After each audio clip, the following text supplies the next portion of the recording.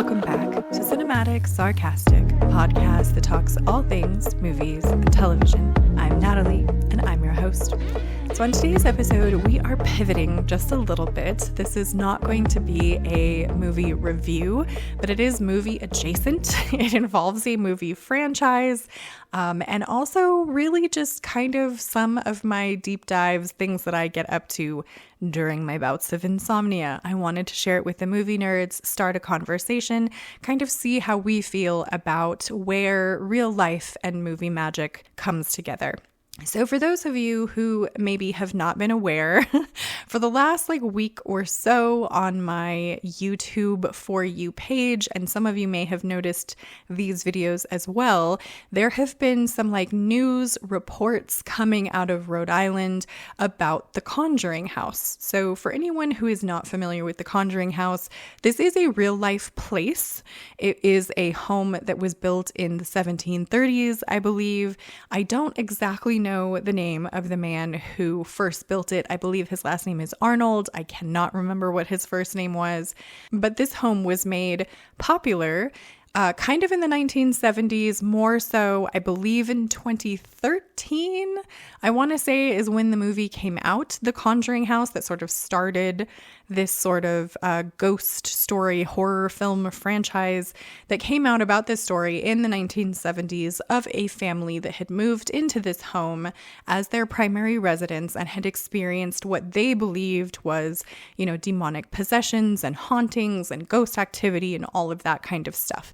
And so the Conjuring House films, followed that story and then sort of built off of that over time. Now, when I started seeing these sort of news reports come up about the Conjuring House, I really didn't think all that much of it.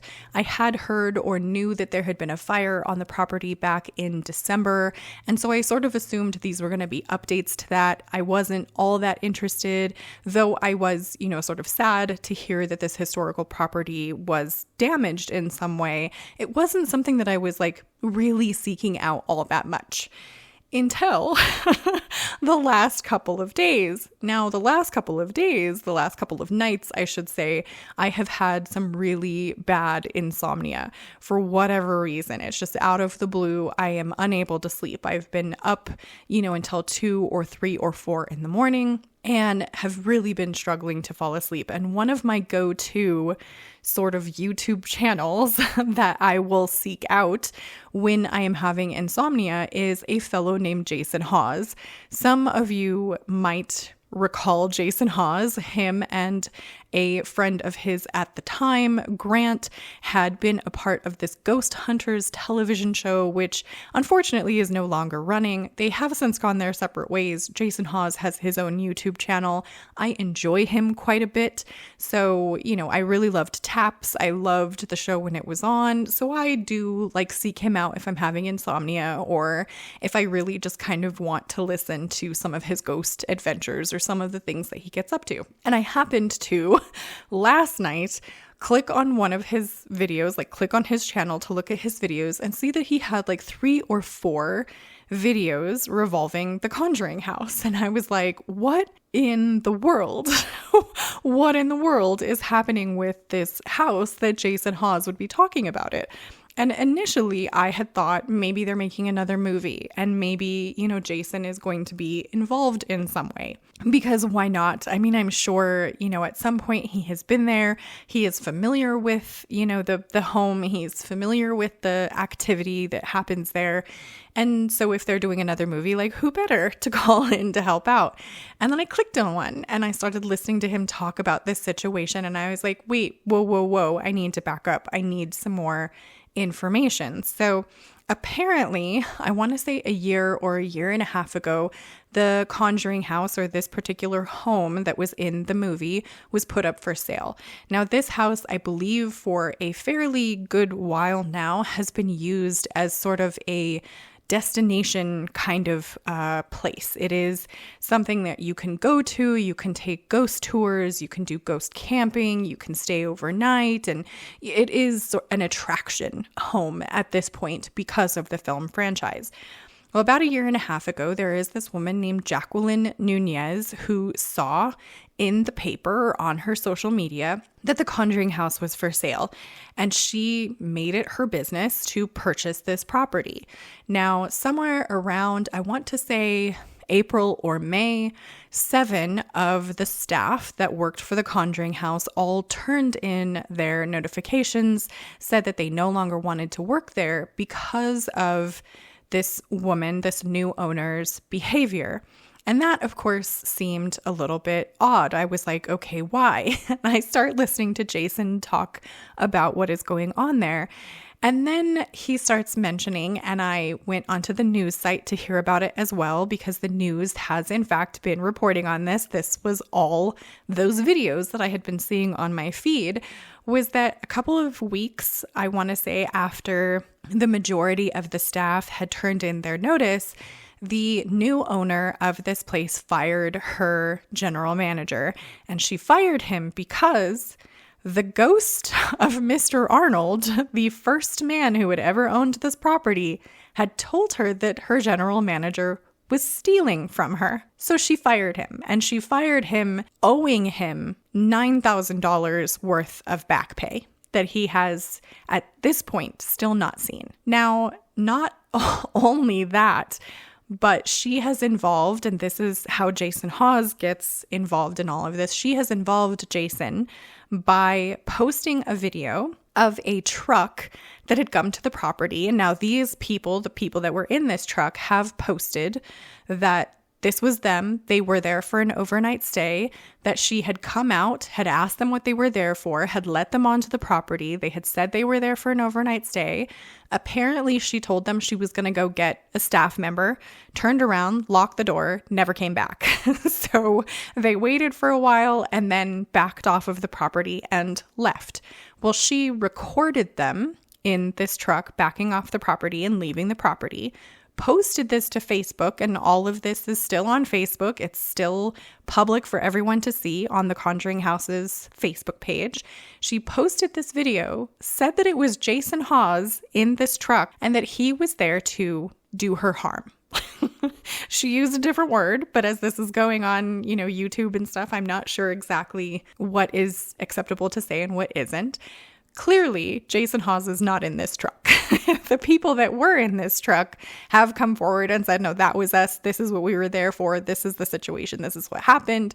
Has nothing to do with Jason Hawes, right? She is adamant that Jason Hawes is spiritually attacking her. She says she has heard it. She is being told these things. And now she is being told these things by spirits that apparently inhabit the Conjuring House, right? And so it's very clear at this point, and up to this point, I will link also Jason Hawes's YouTube channel if you guys want to just go, support him, subscribe to him, see all of this stuff on his page. He goes into a lot more detail and has screenshots and receipts and all of that stuff about what's going on. But within the last 24 hours or so, his latest video, he did share that she had sent him some messages. She's been texting him. She has his information. She has been texting him some messages of such a sort that he has gone to the authorities about them. Apparently, she is just clearly struggling with a very difficult time. Now, Jason is what I would consider a very good individual. He is very compassionate, and I think up to a certain point had felt that her safety as well as everyone else's safety was the most important. And that has changed, I think, within this last little bit to where now he's like, okay, my safety and my family's safety is more important, and something has to be done about her. Now, clearly, at least to me, there is some mental issues or mental situation happening with this woman, Jacqueline Nunez. Now, I know some people have gone into talking about how this is demonic possession and it is the property and the house, and Jason goes into this as well. And I 100% agree with what he says, that is not an acceptable thing to say. This is not demonic possession. This is not anything involving this particular house causing this to happen to this woman. This is a very real mental situation that is happening here. And I think it is important to stand firm in that. But I very much like the psychology aspect of people's brains. I really loved that show, Mind Hunter, I believe it was called, where they had researched and gone into kind of what makes a serial killer and how that happens and sort of the steps that happen to the brain that evolve a person who potentially would not have done those things into now doing those things. And I wonder how much of the mental instability of this particular woman is being drawn on by or encouraged by the franchise, the horror franchise of The Conjuring. Would this be playing out in the way that it is playing out currently, for instance, if those movies had never been made? And so that draws the conversation of, should we be more concerned about those who are mentally unstable and how we are making films that involve real life locations, such as the Conjuring House, that someone can potentially latch onto and have these sorts of things happen or occur. Now, I'm definitely not one of those types of people who thinks, that scary movies or violent movies and violent video games can make someone violent or make someone do something that they ordinarily would not have. I don't believe that at all. I've played a ton of violent video games. I am not a violent person, and I've never been enticed to be violent because of a video game or a film. But I do think that someone in her position, for instance, who kind of is already clearly struggling with some sort of mental issue, is a violent movie or a scary movie or a movie that is tied to a real life location, is that helping this mental instability to get worse? And do we as a society have any obligation there? I definitely understand the argument of, it's not really Hollywood's fault or issue that any of these things happen, and, they can't take into account everyone's mental, facilities beforehand. But this question kind of comes up a little bit for me outside of the Conjuring House, because I have heard some similar discourse around how Hollywood is marketing the movie It Ends With Us, that new Blake Lively film, which deals very heavily, from what I understand, with domestic violence.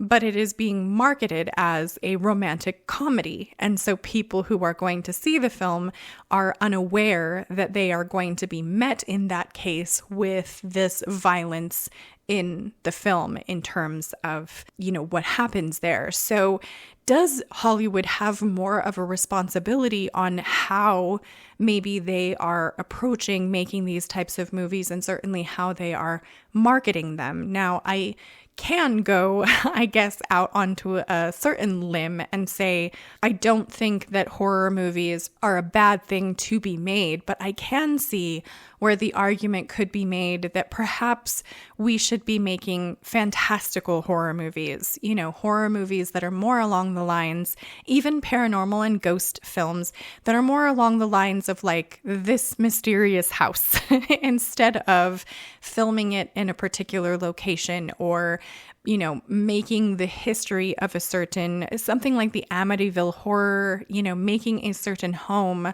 possess this quality now that horrible things are going to happen there. Because I think that a lot of what is going on in that movie franchise is maybe feeding into what this real life woman now believes is truly happening to her because of her diminished mental capacity. And that is the question that I guess I want to pose to all of you is, one, have you heard all of this, drama around the Conjuring House? And two, how much of the franchise do you think is to blame for this situation, if at all? Is this something that could be avoided? Or, are there things that we can do as a society to maybe limit situations like this in the future?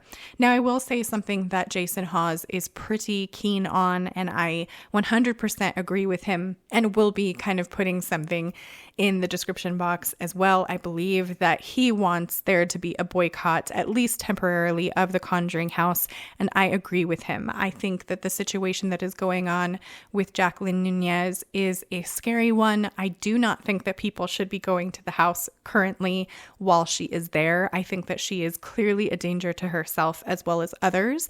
And I wouldn't want someone to go to visit, thinking that they're getting a ghost tour and ending up having some harm potentially come to them, because it is clear to me that she, at this point, doesn't seem to know the difference between who is wishing her harm and who is not. And it is very heavily involved around, ghosts and spirits and things communicating with her as far as she is concerned. So I would love to know what you guys think of this situation, or what you think of any of the questions that I have posed here. Subscribe to join the Movie Nerd family, and I hope to see you in the next episode.